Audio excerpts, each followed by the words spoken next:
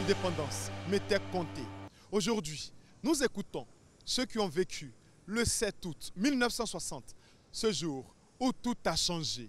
Oui, c'est ce jour où tout a changé. On se sentait véritablement libre. On était indépendant, on n'était plus sous le joug des colons, on ne disait plus, il y avait l'esclavage, il y avait la traite de quoi.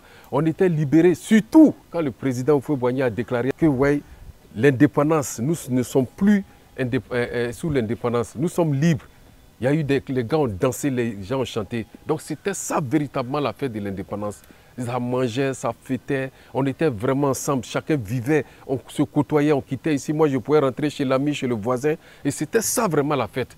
Et tenez-vous bien, même quand les mamans étaient dans la cuisine et qu'on commençait la fête de l'indépendance avec les fanfares, la danse, tout ça, elles étaient capables de laisser même le riz au feu pour venir regarder à la télévision. Et c'était ça vraiment la véritable fête de l'indépendance. Comment était la fête de l'indépendance dans les années 80? Avant, il n'y avait pas les télés de couleur, c'était les télévisions blanc-noir. C'était pas ce que vous appelez aujourd'hui placement, les grosses télés avec les antennes dessus. Et ce n'était pas tout le monde qui avait ça. Je me souviens au village, on était obligé d'aller se réunir chez le voisin, se regrouper dans son salon là-bas pour regarder comment on appelle l'indépendance sur sa télévision blanc-noir. Et ça, en quoi ça fait? C'était avec quoi? Batterie. On mettait batterie derrière, puis tout le monde était accroché. Donc ce n'était pas tout le monde même qui avait la télé. Et Pépé, lors de ces événements, quelle action vous a le plus marqué?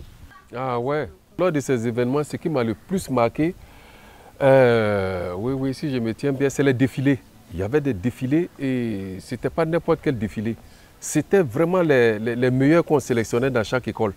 Quand je dis les meilleurs, il fallait beaucoup travailler. Il fallait travailler pour être parmi les meilleurs. Et tout le monde voulait être parmi les meilleurs. Donc c'est ceux qui travaillaient là. Parce qu'ils se sont dit quoi? Pour voir le président de la République, il faut qu'on travaille. Donc c'était vraiment, les gens travaillaient. C'était les meilleurs des lycées, des classes. Donc quand ils se voyaient comme ça en train de défiler, les parents aussi voyaient leurs fils, c'était vraiment une fierté. Voilà. Je me souviens à l'époque là, moi-même je faisais partie, c'est pas parce que vous êtes là, mais j'ai tout fait pour être le meilleur. En ce moment, j'étais au CM2, à Bonoukou, à l'époque à Bonoukou.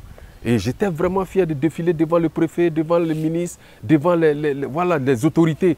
Et quand je suis revenu à la maison, mon père m'a dit, j'étais vu, j'ai dit oui, c'est parce que j'ai travaillé, j'ai été parmi les meilleurs. Donc il fallait vraiment travailler. Et c'est ce conseil-là que je vous demande, de travailler, vous qui êtes maintenant jeunes, de travailler pour qu'un jour vous serez aussi présent devant le président de la République. Voilà, et ça sera une fierté pour votre famille. Cette année, la fête de l'indépendance va se passer à Boaké. Et ce n'est pas tout le monde qui aura les moyens quand même pour partir, mais comme actuellement il y a la télé partout, chacun pourra regarder la télé. Et ce que je peux vous souhaiter, c'est une très bonne fête d'indépendance. Si l'indépendance m'était comptée, à demain pour une autre histoire.